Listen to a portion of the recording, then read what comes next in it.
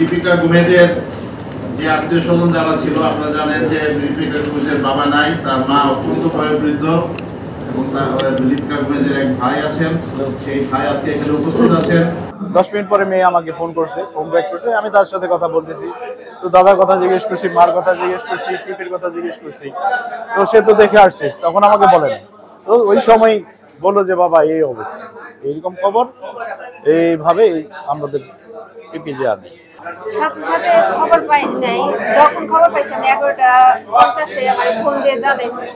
তারপর আমি খোঁজাখুঁজি করছি যে কারকে বলা যায়, কিভাবে খোঁজ নেওয়া যায়। ফোনে ট্রাই করছি, তারপর পাওয়া যায় নাই। তারপরে ওই কাজিনকে জানাইছি, আমার মেয়ে ছিল কলেজে। চিন্তা করছি কলেজ থেকে আসা মাত্রই ওকে নিয়ে বেরবো, আসা মাত্রই আমি তারপর চলে আসবো। ফাদারদের সাথে আমি যোগাযোগ করিনি, স্টাফ আমাকে ফোন দিয়েছে, কলেজের যে স্টাফ অফিসার যে কলিগ দিদি, উনি আমাকে ফোন দিছে। তারপর ওনার ফোনের সে কথাতেই আমি চলে আসছি। পরে আমার মেয়ে কলেজ থেকে আসার পরই আমি বাসাতে চলে আসছি মেয়েকে নিয়ে দেখার জন্য। সুষ্ঠু বিচার চাচ্ছি আমাদের অসীম দলের। এটার বিষয়ে বলতেছে কয় যা হবার হয়েছে, এটার ভিতরে কোনো মামলা হয় নাই, কোনো ঝামেলা হইব না, রিল্যাক্সে থাক, কোনো সমস্যা নাই। আমার এমনি বলে পেলাম আচ্ছা ঠিক আছে, দেখ যদি কোনো সমস্যা হয়নি। এই ভেন্টিলেটর কি দিয়ে ভাঙছো? ভেন্টিলেটর কি দিয়ে ভাঙছো? ভেন্টিলেটর এটা এই নুজ প্লাস আছে না, নুজ প্লাস দিয়ে চারা দিয়েছি, ভেঙে গেছে। মানে শব্দ হয়নি? চালা দিছো? হ্যাঁ, নুজ প্লাস ছিল আর একটা প্লাস ছিল। সেগুলো কোথায়? সেগুলো ওর কাছে দিয়েছি সব। দীপিকা গুমেজের যে আত্মীয় স্বজন যারা ছিল, আপনারা জানেন যে দীপিকা গুমেজের বাবা নাই, তার মা অত্যন্ত বয়োবৃদ্ধ এবং দীপিকা গুমেজের এক ভাই আছেন, সেই ভাই আজকে এখানে উপস্থিত আছেন। উনি বারমুডা হলো আপনার ক্যারিবিয়ান আইল্যান্ডের একটা দ্বীপ রাষ্ট্র, সেই দ্বীপ রাষ্ট্রে উনি কর্মরত।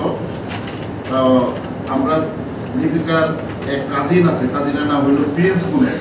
প্রিন্স গুমেজকে আমরা তাকে আমরা সন্ধান পাই এবং প্রিন্স গুমেজ বাদী হয়ে সূত্রাপুর থানায় একটি হত্যা মামলা রুজু করে। এই হত্যা মামলার নাম্বার হলো সূত্রাপুর থানার মামলা নম্বর 7/9/2024, ধারা 302, 34 পিবিআই এই মামলাটি প্রথম থেকে ছায়া তদন্ত শুরু করে। আমরা ঘটনাস্থল পরিদর্শন করি, ঘটনার সাথে সম্পৃক্ত যে ডিজিটাল মেথড আমরা অবলম্বন করার, ওই ঘটনাস্থলে কারা গিয়েছিল এসেছিল, তাদের কোনো ধরনের ডিজিটাল ফিঙ্গারপ্রিন্ট বা অন্য কোনো কিছু আছে কিনা, এই সমস্ত দিক আমরা যাচাই করি এবং আমরা দেখতে পাই যে ওই বাসায় একটি ভেন্টিলেটর ভাঙ্গা অংশ, ভেন্টিলেটর ভাঙ্গা আছে, ছোট্ট একটি ভেন্টিলেটর, এবং ভেন্টিলেটরের কিছু রাবিশ গুঁড়া নিচে পড়ে আছে। এ থেকে আমরা বুঝতে পারি যে এটা কিন্তু সত্য বা কিছুক্ষণ বা কিছুদিন আগের ভাঙ্গা, যার ময়লাগুলো করা হয় না। বিষয়টি অন্য অনেকের নজর এড়িয়ে গেলেও সিবিআই নজর এড়িয়ে যায় নাই। প্রচলিত পদ্ধতিতে মামলার তদন্ত চলতে থাকে। এই তদন্তে আমরা বিভিন্ন দিক যাচাই করতে থাকি। যেহেতু দীপিকা গুমের একজন সুন্দরী মহিলা, তার বয়স 50-এর কাছাকাছি, যদিও ন্যাশনাল আইডিতে তার বয়স আছে 40, কিন্তু কাগজে পত্রে তার বয়স 50-এর কাছাকাছি। তো এই মহিলা যেহেতু একজন আকর্ষণীয় একাকী মহিলা, তার কাছে বিভিন্ন রকম মানুষ আসে কিনা বা কারোর সাথে সম্পর্ক আছে কিনা, এই সমস্ত বিষয়ে আমরা যাচাই করার চেষ্টা করি।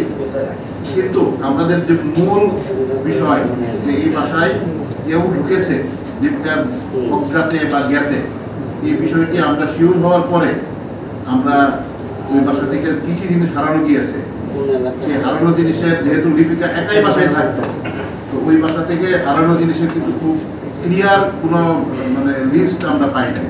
কিন্তু তার যে মোবাইলগুলো হারিয়ে গিয়েছিল, সেই মোবাইলগুলোকে ভিত্তি করে আমরা আমাদের অনুসন্ধান জারি রাখি এবং আমরা দেখতে পাই যে তার বাসা থেকে 2টি মোবাইল ফোন হারানো গিয়েছিল। এই মোবাইল ফোনগুলো ট্র্যাক করতে করতে আমরা দীপিকার বাসার পাশে এক লোক থাকতো, এই লোকের নাম হলো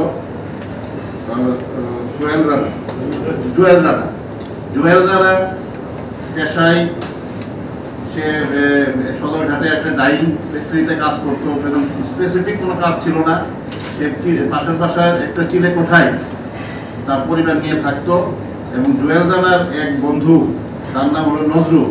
এই নজরুলও খুব আসলে ভালো কিছু কাজ করার মতো তার রেকর্ড ছিল না। এই দুইজনের সন্ধান আমরা পাই। তারা এই ফোনটা একসময় তাদের কাছে ছিল, তারপর তারা এই ফোনটাকে বিক্রি করেছে, আবার ফোনটা তাদের কাছে এসেছে। সুতরাং তাদেরকে সন্দেহের দৃষ্টিতে এনে আমরা তাদেরকে গ্রেফতার করি এবং তাদের কাছ থেকে আমরা পুরা ঘটনার ব্যাপারে একটা স্বীকারোক্তি পাই। তারা আমাদেরকে পুরা ঘটনার ব্যাপারে জানায় যে ঘটনার পিছনে মূল উদ্দেশ্য ছিল যে লিপিকা গুমেজকে তারা ভেবেছিল যে মহিলা একজন বড় মাপের চাকরি করে, একাকি, তার সন্তান নাই, সুতরাং নিশ্চয়ই তার এখানে অনেক টাকা পয়সা আছে তার বাসায়। এবং আজ থেকে 2 বছর আগে যখন লিপিকা গুমেজ তার বাসা চেঞ্জ করে এই বাসায় এসেছিল, তখন এই জুয়েল এবং নজরুল তাকে বাসা বদলাতে সাহায্য করেছে। সেভাবে তাদের একটা কানেকশন ছিল। তারা তখন জুয়েল তার পরিবারকে বাসা থেকে অন্যত্র সরিয়ে দেয় এবং রাত্রিবেলা সে নজরুলকে ডেকে এনে তারা ওই বিল্ডিং থেকে পাশের বিল্ডিং এর ছাদে যায়, যে বিল্ডিং এ লিপিকা গুমেজ থাকতো। ওই বাসার ছাদ থেকে তারা একটা রশি বেঁধে ওইটা ঝুলিয়ে দেয় এবং ওই রশি দিয়ে নিচে নেমে এসে তারা স্ক্রুড্রাইভার দিয়ে কুচিয়ে ভেন্টিলেটরটাকে ভেঙে ফেলে। এবং ভেঙে ফেলে আপনার ছবিতে দেখবেন যে ছবিটা দেখাও, নজরুল সে কিন্তু খুব হালকা লিখে সে এই ভেন্টিলেটর দিয়েই বাসার ভিতরে ঢুকে যায় এবং দরজা খুলে দিয়ে সে তার বন্ধু জুয়েলকে ডেকে আনে। ইতিমধ্যে হয়তো বা লিপিকা কোনো কারণে জেগে গিয়েছে বা কোনো শব্দ করেছে, তাদের হাতে ছিল সেই রড, পানির যে পাইপ, সেই পাইপ দিয়ে তারা তার মাথায় খজুরে আঘাত করে এবং তাকে বালু দিয়ে চাপ দিয়ে রেখে তার মৃত্যু নিশ্চিত করে। তারা লিপিকা যদি জেগে যেত তাহলে হয়তো বা তাদেরকে চিনে ফেলতো, যেহেতু তারা পূর্ব পরিচিত ছিল। সুতরাং তাদের চিনে ফেলা রোধ করার জন্য তারা লিপিকাকে হত্যা করে এবং লিপিকার বাসায় তার যে বাসা থেকে তারা তার মোবাইল ফোন 2টি এবং তার হ্যান্ডব্যাগ চুরি করে নিয়ে যায়। এই হ্যান্ডব্যাগের ভিতরে তার বেশি টাকা ছিল না, 26,350 টাকা ছিল, যা পরবর্তীতে তারা ভাগ বাটোয়ারা করে নিয়েছে এবং ওই ব্যাগটি তারা টাকাগুলো নিয়ে এই ব্যাগটি তারা ডাস্টবিনে ফেলে দেয় এবং বাসাটিকে বাইরে থেকে তালা বন্ধ করে তালার চাবিটাও তারা বাইরে ফেলে দেয়। আর যে হাতের যে লাঠি দিয়ে যেটা দিয়ে ওকে মারছিলেন, সেই লাঠিটা তারা বুড়িগঙ্গায় নিক্ষেপ